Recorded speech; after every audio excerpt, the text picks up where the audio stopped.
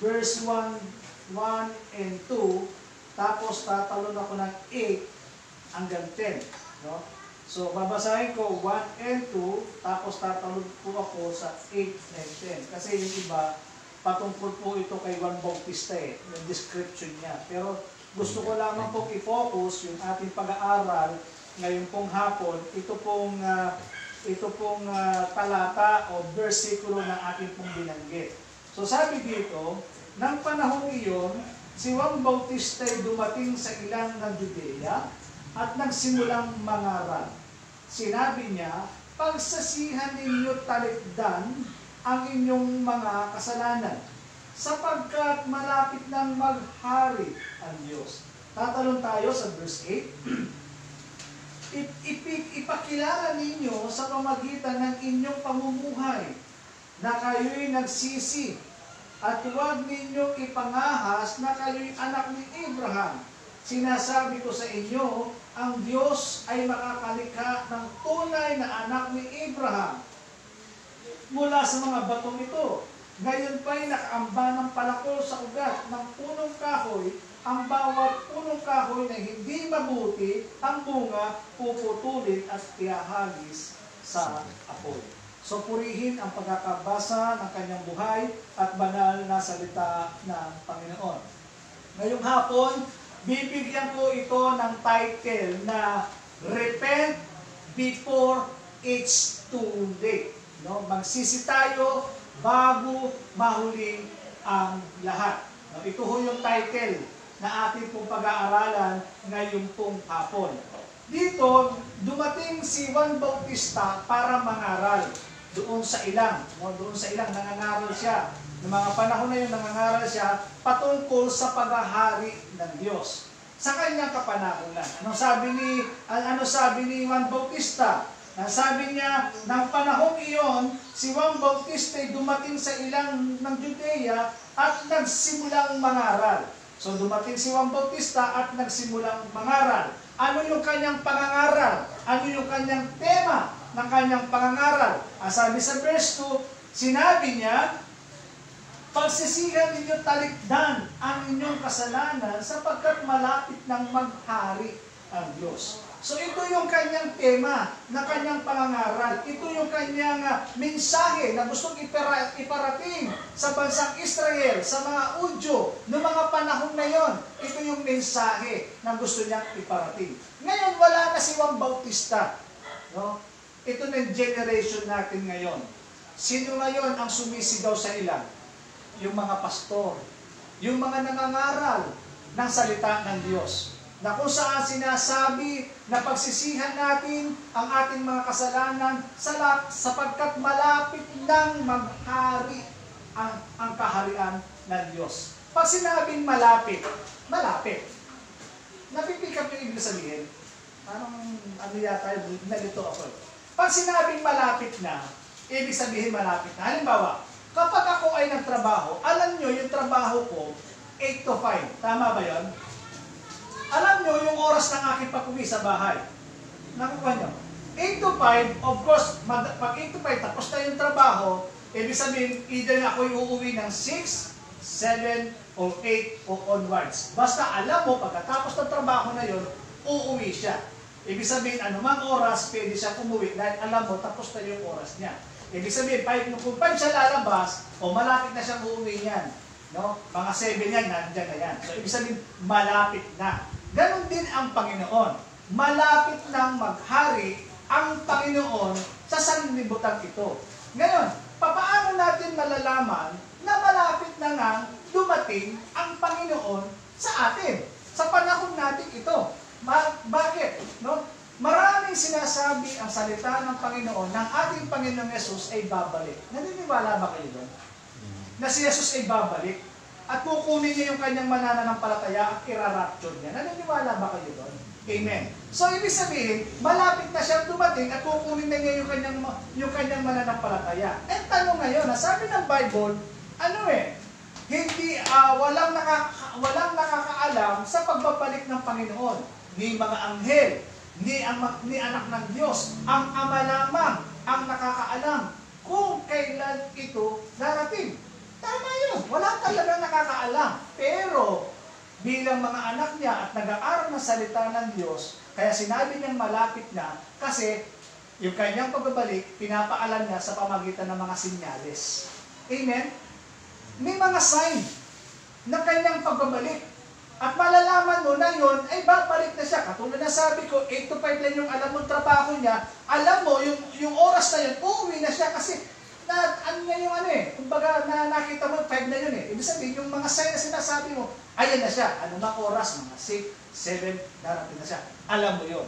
Tanong, nangyayari na ba itong mga sinyalis na to? Nangyayari na ba? Katulad ng sinyalis na ito, yung kahirapan, no?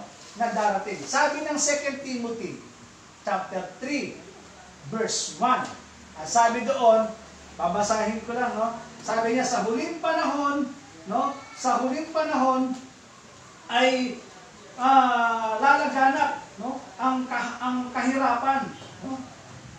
Ito yung aking problema. Kaya mas maganda talaga cellphone yung aking ginagamit kasi pag cellphone kasi isang pindot lang lumalabas, no? Ito hahanapin ko pa. Sabi dito, 2 Timothy 3 verse 1, sabi niya, tandaan mo ito, mababatbat sa nakahirapan ang mga huling araw. So, ibig sabihin, mababatbat sa huling araw ang kahirapan. We are on the last days. Pansinin po ninyo ito. No? We are on the last days. Pansinin nyo, tumataas ba lahat ng bagay?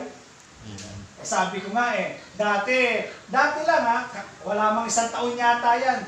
Yung 50 pesos ko, 1 litro na yon.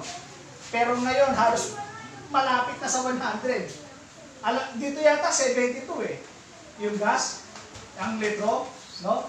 Biro mo yun, no? Dati yung 100 pesos ko, 2 litro na. Ngayon, 1 litro na lang, halos naglalaro. Yung gas, yung asukal na lang eh. Dati magkano yung asukal? Ngayon, ang taas na eh.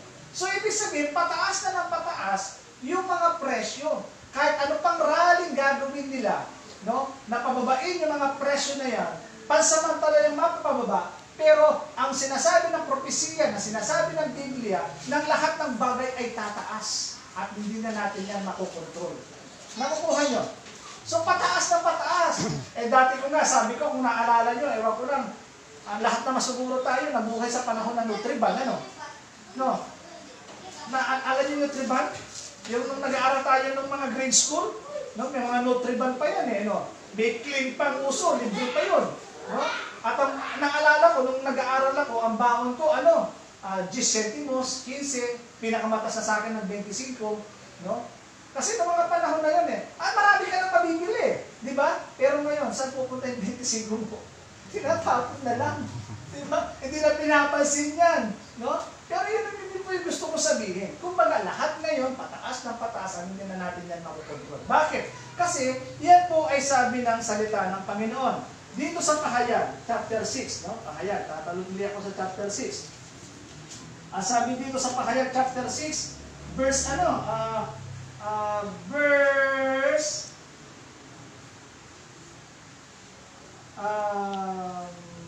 verse 6. Ang sabi dito sa Pahayag, chapter 6, verse 6, ang sabi niya, may narinig akong waring isang tinig buhat sa kinaroroonan na 4 na nilang nabuhay. Ang sabi, isang takal na trigo lamang ang mabibili ng sahod sa maghapon, sa paggawa, at 3 takal na cebada lamang ang mabibili ng ganyang halaga. Nakukuha nyo? Ibig sabihin, pasanin nyo, isang takal na trigo lamang ang mabibili ng sahod sa maghapong paggawa. Sa maghapong paggawa, magkano ba minimum wage natin? 400. 450. Ang sabi ng Bible, sa buong maghapon, ito lang yung mabibili mo yung arena. Kung 450 yun, nakakainin mo. At sabi pa rito, sabi niya, sa sembada, sabi niya, ngunit, sabi niya, at 3 takal na sembada lamang ang mabibili ng ganyong, tawag ito, ng ganyong halaga. So, ibig sabihin, 3 sembada, 3 takal na. No? Yung arena, isa lang. So, 450, yun lang ang nabibili ng mga panahon ngayon, na mangyayari ito. Kahit pansinin ninyo, yung 450 ninyo, sa maghapon, kulang, di ba? Tama ba? Kulang eh. Sa ulam na eh, gagastos ka ng mga 200 eh. Ulam pala yun. Wala pang bigas. No? So yung 150 na yan, kumbaga, kulang sa maghapon. So tama nga yun ng Biblia, na ang panahon natin ito ay pahirap ng pahirap. Amen. Nandiyan na ba yung sign? Yes. Nandiyan na. Kaya, yung mga taong hindi nag-aaral na salita ng Diyos, yung mga taong hindi pinag-aaralan ng mga bagay-bagay patungkol sa Diyos, ang alam lang nila, ordinaryo lang yan. Normal lang na nangyayari yan. Pero na tayo na nag-aaral na salita ng Diyos, nag-aaral patungkol sa mga propesiya, mga sinasabi ng salita ng Diyos, alam natin yung sitwasyon na yan ay malapit na dumating ang ating Panginoon sa Kristo. Nagaganap na eh. Tumataas na eh. Ano mabibili mo ngayon sa 25? Wala. Dati na mabibili pa sa 25. No? Meron ka na mabibili sa 5. Nung dati. Pero ngayon wala ka na. Talagang tataas at tataas pa yan. No? So, isa yun sa mga sign. Maraming sign eh. Magbibigay lang ako ng dalawa para lang sa study na gusto natin makita. Ano pa yung sign? Isa pang sign na pagbabalik ng Panginoon na nangyayari ngayon sa panahon natin ito, yung COVID. Siguro naman, alam niyo yung COVID na no. Maaari dito sa atin ay parang normal na lang, pero pumunta ka sa sentro, sa Angeles, meron pa rin silang hinahanap na ID, no? Hindi ka pwedeng mag-apply ng trabaho, nang wala kang ID, nang galing sa vaccine, di ba? So, ibig sabihin, kumbaga, ito ay isang sign lamang ng pagbabalik ng ating Panginoon. Itong COVID na to. Alam niyo ba kung ilan ang namatay sa COVID? Alam niyo kung ilan? Sa Pilipinas, hindi ko lang alam kung ilan. Pero ayon sa statistic ng global, pag sinabing global, yung bansa tinamaan ng mga COVID, naglalaro sa 15 million to 20 million ang namatay sa COVID. Ha? Biro mo dami yun. 15 million to 20 million ang namatay sa COVID. Hindi lang, kasama na dito yung Pilipinas. Sa lahat ng tinamahan, 15 to 20 million. Ang tanong, kasama ba yan sa propesiya na sinasabi ng Panginoon? Kasama, di ba? Tingnan natin, basahin natin para makita nila natin. Nandito pa rin sa Revelation chapter 6. No? Ang sabi dito, Revelation chapter 6. No? Napulit yung aking Bible. Ang sabi niya, sa verse 7, sinira ng kordero ang pang-apat na tatak. At narinig ko sinabi ng pang-apat na nilalang na buhay, halika, ang nakita ko na may isang kabayong maputla, ang kulay, ang pangalan ng sakay nito ay kamatayan. At kabuntot niya ang Hades, binigyan siya ng kapangyarihan sa ika-apat na bahagi ng lupa, ibig sabihin 1/4 ng lupa, upang pumatay sa pamagitan ng taba, taggutom, salot, at mabagis na hayop. Nakikita nyo? Yung 1/4 ng yung 1/4 ng mundo, ano tawag nito, yung mundo, yung 1/4 nun. Sabi doon, maraming mamamatay. Ang may dala nito, yung kabayong paputla, ang sakay nito sino? Si kamatayan. At ang bitbit niya, alin? Yung Hades. Yung Hades, ito yung impyerno. No? Kumbaga, lahat ng mamamatay dito, itong kamatayan na to, no, ay ahagis doon sa impyerno. No? So, sabi ng Bible ngayon, kumbaga, yung 1/4 ng mundo, darating itong salot na to. No? So, yung salot na binabanggit dito, walang iba, kundi yung COVID. No? Maraming namatay. So, 15 to 20 million, pero kung kadami nun. Gano'ng karami yun? Eh, marami pa yan. Yung kung i-compare natin sa Pilipinas, wala na, ubos na Pilipinas. Di ba? So, yun po yung gusto kong mapansin natin. Na itong COVID na to ay sinyales ng pagbabalik ng ating Panginoon Jesucristo. No? Kumbaga, marami ang namatay. O hindi lamang sa bansang Pilipinas. Isa lamang yan sa sinasabi ng sign ng Panginoon ng muli niyang pagbabalik. Ngayon, balikan ko yung ating teksto kanina. Sabi niya, magsisi na kayo sapagkat malapit nang maghari ang kaharian ng Diyos. Bago pa dumating yung paghahari ng Diyos na yon, sabi niya, magsisi na kayo. Magbalik loob na kayo sa Diyos. Bago mahuli ang lahat, magsisi na kayo. Alam niyo, sabi ng isang, nakakita na ba kayong napoposes na tao? Nakakita na kayo? Yung sinasaliban. Nakakita na kayo nun? Yung sinasaniban yung may espiritu pumapasok sa loob ng katawan ng tao, tapos nagwawala siya. Pag ano, ang lakas-lakas niya. Nakakita na kayo doon yung sinasaniban. At sabi na sapi, ano? Meron isang pinakita sa isang video. O, baka bilibegan, di ba? Itang bala mo at iluluwal ka, di ba? Magwala yan, manlisik yung mata. Mga yan. May nangyaring deliverance. Pag sinabing deliverance sa siyo, parang pinagpipray na umalis yung demonyo. Sa Bible, meron din doon. Oo, di ba? Ginaganon pa na, no? Nung si Julie Vega noon napanood ko yun. After nun, tingnan nyo, after nun namatay. No? Talagang totoo yun. Yung mga espiritu niya, hindi natin nakikita. Pero nandiyan yan sa paligid natin. Pero pag binuksan na ng Panginoon yung ating spiritual na mata, nandiyan lang sila. Nandiyan lang sila. Hindi lang natin sila nakikita kasi nasa physical world tayo eh. Pero kapag binuksan ng Panginoon yung ating spiritual na mata, makikita natin sila. Ako, nakita ko, kulay itim. Kulay itim siya, kulot, tapos mapula ang mata, pula ang labi. Ganun siya kalak. Ganun.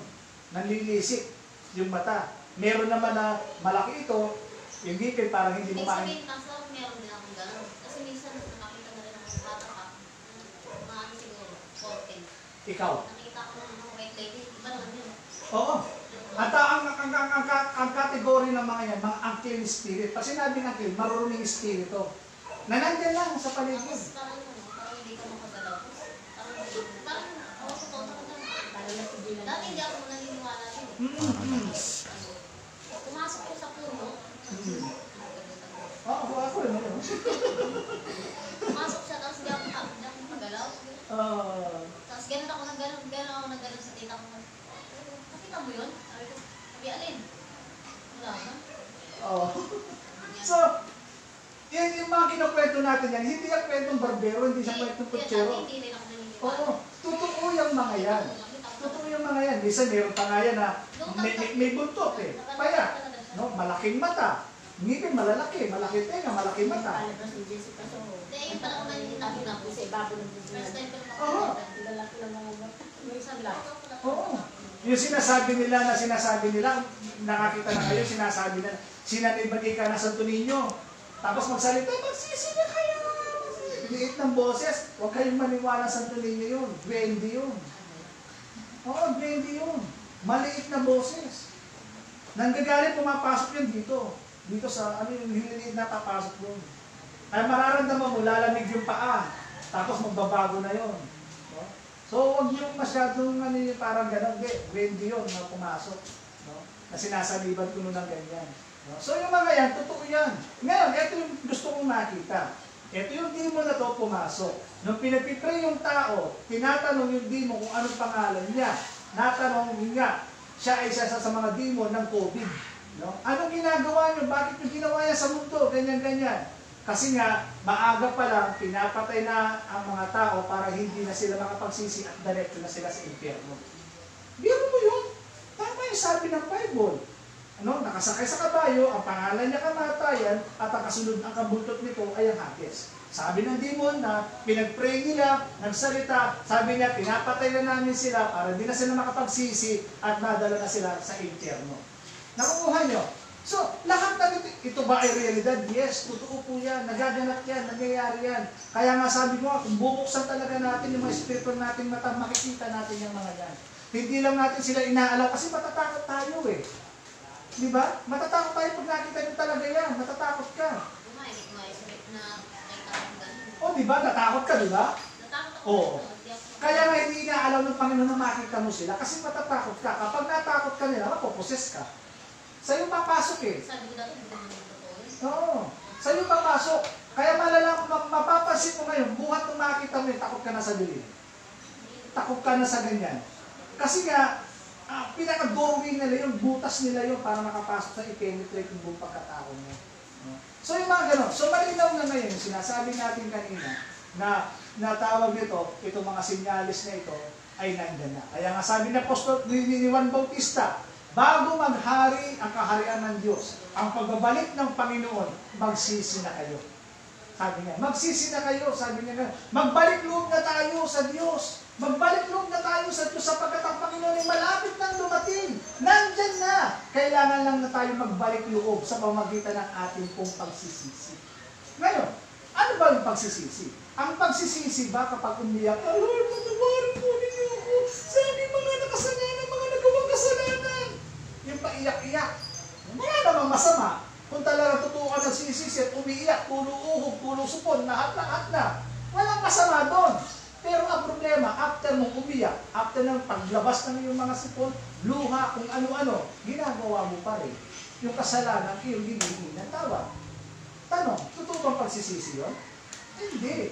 So yung pagsisisi ay hindi na ako kuha sa paiyak-iyak. Ang pagsisisi, tinatalikuran yung pagkakamali na nagawa mo. Amen ba yan? At hindi na ito babalikan. Kapag binalikan mo, ibig sabihin, hindi ka tunay nagsisi. Yung nagpagsisisi ay tinatalikuran mo ito at iniiwan mo siya at hindi mo na ginagawa at sinusunod mo yun. Amen. So yun ang pagsisisi, na kailangan talikuran natin yung ating mga nagawang kasalanan, yung ating mga nagawang hindi maganda sa Diyos. Tinatalikuran natin iyon. Kaya sabi ng Panginoon, babalik ako sa Matthew chapter 3 ulit, no? Yung sinabi natin kanina sa verse 8. Ang sabi niya, paano daw natin makikita yung tunay na nagsisi? Paano daw natin may papakita? Sabi niya, verse 8, ipakilala ninyo sa pamagitan ng inyong pamumuhay na kayo ay nagsisisi. Diba? Ipakita ninyo sa inyong pamumuhay na kayo nga ay nagsisi. Amen. Sa dapat pala yung ating pagsisisi, nakikita yun sa ating pamumuhay. Tulad ng aking testimony, paulit-ulit yung naririnig ito sa akin at maririnig yung paulit-ulit talaga sa akin ito kung papaano ako binago ng Panginoon. Kung papaano ko tinalikuran yung kasalanan na mamayari sa aking buhay. Pastor, dati kami ako sigaw. Oo. Oo. Oo. Oo. Oo. Hindi mo maingay. Ngayon, Pinabayaan mo na lang sila. ngayon pinababayaan mo na sila. So, ibig sabihin, kumbaga, dahil nung sumusunod ka na ngayon kay Lord, di ba, yung palasigaw mo, hindi mo na ginagawa. Pinapakita mo na ngayon yung tunay na pagsisisi sa pamagitan ng iyong pamumuhay. Nakukuha mo yung ibig sabihin, tinatanggal mo na yun eh. No? Katulad ng testimony ni Ate Rosia, dati siyang ganito, ngayon hindi na siya, hinahayaan na lang niya. Nakukuha niyo, yung dating ginagawa, iniiwan niya. Ako, sabi ko nga, ulit-ulit man lang. No, dati akong addict, no? Dati akong addict, no? Tapos marami akong bisyo. Ano mang yung mga lumalabas sa bibig ko, hindi maganda. Pero nung nagbalik loob ako sa Diyos, nagsisi at sumunod sa kalooban ng Panginoon, iniwan ko lahat ng yun. No? Ngayon, hindi na ako nagda-drugs, hindi na ako umiinom, hindi na ako naninigarilyo, hindi na ako nagbababae, hindi na ako nag-beer house, hindi na ako nag-nightclub. Dati kasi pagkasweldo, doon ako pupunta. Ganun yung mga lalaki eh. Hindi totoo. Aminin mo lang yun, hindi talaga totoo yun. Pagkasweldo, automatic, hindi buo yung bibigay mong pera kay misis, yan lang. Tapos ganun ka pa. Pagtipla mo kong kape. Ganun ano? No? So, iniwan ko lahat yun. No? Dati, sabi ko nga sa inyo, ina-idolize ko si Robin Padilla eh. No? Hindi ako mahilig doon sa yung mga papulo-pulo, yung palong-stil-lumstil, yung mga, yung pagano ng buhok, no? Yung mga formal na nakabalat. Kaya kapag nakabalat ako nun, para akong naglalakas, hindi ko maintindihan eh, hindi ako komportable. Kasi gusto ko ganun lang eh, yung casual lang, mahilig ako sa mga ganun. Pero born na din ako, nagbago yun eh. No? Dati-dati, sabi ko nga, batoy, kakabaryotic. Pero nung may born na din ka, inayos. Inayos yung pananamit mo, yung ayos ng buhok, no? Yung ayos ng pananalita mo. Dati lumalabas sa'yo, puto kutsita, puto bumbong, anak ng tamalis. Pero ngayon, mga salita ng Diyos, pag-asa, at mga bagay-bagay patungkol sa salita ng Panginoon. Nagbago. No? Ngayon, iniwan ko yun. Nagbalik loob ako sa Diyos, nagsisi ako, at iniwan ko yung dati pamumuhay ko, at sinunod ko ngayon yung pinasasabi ng Panginoon na sumunod sa Kanya. Pagbago mo ako. Iniwan ko yun. No? Kaya nga, sa Kanyang pagbabalik, naniniwala ako, anumang oras, ready ako. Amen. No? Ready ako sa kanyang pagbabalik kasi nga, iniwan ko yung dating buhay na meron ako. Ngayon, kung hindi naman tayo makapagsisi sa ating mga kasalanan, ano sabi ng Biblia? Binaliwala natin yung sinasabi natin ngayon. Kaya yan. Tawag ito. Salita yan. Eto to yan. O binaliwala natin. Hindi natin pinakinggan. Hindi natin pinaniwalaan. Ganon. No? Hindi natin pinawalaan. Biglang dumating si Lord. Hindi ka nagsisi. Anong gagawin sa kanila? Tuloy natin. Sabi sa verse 9, tuloy natin. Verse 9, at huwag ninyong ipangahas na kayo anak ni Abraham. Sinasabi ko sa inyo, ang Diyos na manlilikha ng tunay ang anak ni Abraham mula sa batong ito. 10, gayon pa'y nakaamba na ang palakol sa ugat ng punong kahoy. Ang bawat punong kahoy na hindi mabuti ang bunga ay puputulin at ilahanis sa apoy. Yung punong kahoy na binabanggit dito, ikaw yun. Ako yun. Tayo yun. Yung bungang lumalabas na hindi maganda, pinuputol at itinatapon sa apoy. So kung hindi pala tayo nagsisi, yung mga bunga na yan, no? Na hindi yung mga bungang lumalabas na hindi maganda sa atin, pinuputol yun. No? Kumbaga, no? Tinatapon doon sa apoy, sabi ng Bible. So alam na natin kung ano yung apoy na yan. No? Yung apoy na nagagata sa impyerno. So napakahalaga, kung hindi tayo nakapagsisi, ito yung pwedeng possible na mangyari sa atin dahil hindi natin pinakinggan yung babala ng Diyos sa atin na malapit na siyang dumating. Ngayon, paano ko baguhin yung aking sarili? No? Alam nyo, sabi ko nga, meron akong kasabihan. Ang kasabihan ko ganito, walang mainit, walang matigas na tinapay sa mainit na Kape. Kape. Tama ba? Walang matigas na tinapay. Hallelujah! Isa. Tapos na ako. Ang dali lang. Sasabihin ko sana, stop! walang matigas na tinapay sa mainit na kape. Ganun din sa ating buhay. Kapag galit na gaano katigas ang ating puso, basta tinabay sa mainit ng pag-ibig sa presensya ng Diyos, lalambot at lalambot ka. Amen? Babagugin at babagugin ka niya. Kaya kapag ikaw, isinurrender mo ang buhay natin kay Jesus, lahat ng bagay na mawala. Babagugin ito ng Diyos. Bilang panghuli at pagkatapos, sabi ng 2 Corinthians, chapter 5, verse 17, ang sino man nagpatisa kay Kristo ay sa ng bagong nilalang, wala ng dati pag-uugali, kundi tawang mga bago na. Kaya kung gusto mo magkaroon ng tunay na pagbabago mula sa ating Panginoong Yesus, kailangan mo pala makipagrelasyon kay Jesus. Kailangan pala tanggapin si Jesus. Sabi ni Jesus, ang sino man nakipag-isa kay Jesus ay ang sino man nakipag-isa sa ating Panginoon. Sabi niya, wala nang dati pagkatao, kundi tawang mga bago na. Mawawala yun. Kaya totoo. Kapag si Jesus pala, ang pinapasok natin sa ating mga buhay, babagugin ng Panginoon, unti-unti, hanggang makita si Jesus sa ating mga buhay. Katulad ni Ate Rochelle, dati sumisigaw siya, ngayon hindi na siya sumisigaw.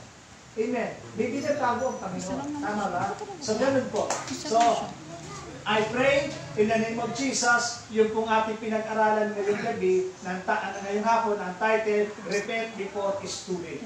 No? Habang nandyan pa tayo, malinaw pa yung isipan natin, no? Pagbulay-bulayan po natin yung ating pong mga buhay. Na anumang oras, baka mamaya, bukas, pagtulong mo o kinabukasan, dumating sila, hindi mo na mamalayan, importante, nakapagbalik loob tayo, nagsisi tayo sa ating mga kasalanan. At sa kanyang pagbabalik, maisama niya tayo doon sa kanyang kahiran na kanyang ipinangako sa amin. Amen. So tayo manalangin. Hallelujah. O Diyos, muli kami po ay nagpapasalamat sa iyo. Salamat sa pagpapaalala mo sa amin, Panginoon, na ikaw ay muli nang babalik at malapit nang dumating. Kaya po, Panginoon, sa pangalan ng iyong anak na si Jesus, patuloy po, Panginoon, na kami ay lumalapit sa iyo. Ano man po mga nakikita mong kasalanan sa aming mga puso, patuloy po kami humihingi ng tawad. Patuloy mo kaming linisin, Panginoon. At hayaan mo, Panginoon, na mamuhay kami na ayon sa iyong kalooban at hayong sa iyo, Panginoon, sa iyong naisip sa aming pong mga buhay. Kaya po, bago po mahuli ang lahat, tulungan niyo po kami na mabago, na maayos, na maiwan ang mga dating pamumuhay namin at sumunod sa iyong kalooban. Salamat po, Panginoon, sa aming pong pagtulog. Patuloy ka, Panginoon, mangusap sa amin. Kami nag-iisa, kami, Panginoon, ay patuloy kang mangusap sa amin.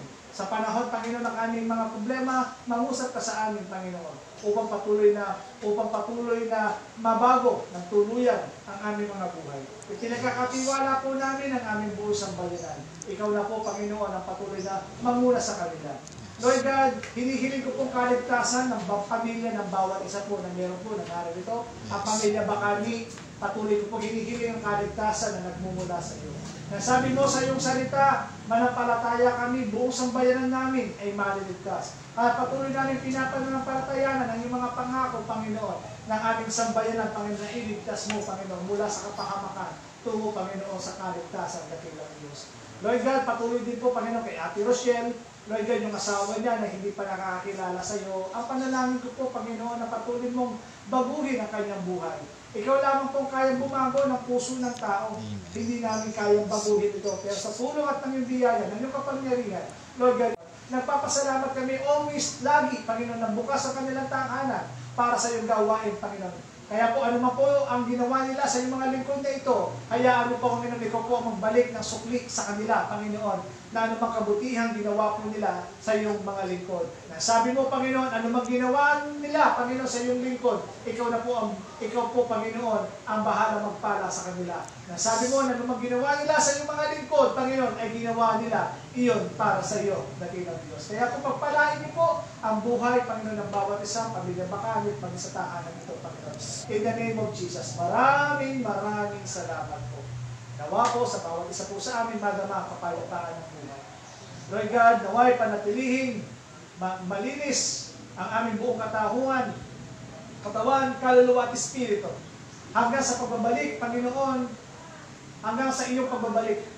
Sa hapong ito, Panginoon, kami hahayo, taglay, ang kalakasan, ang kagalakan, ang kapayapaan ng buhay na nagbibigay, ang salita ng Diyos na nagbibigay buhay. Sa hapong ito, tanggapin ang basbas ng bawat isa, ang pagpapala ng Ama, ng Anak, at ng Espiritu Santo. Amen. Salamat po. Tapos na po natin. Amen.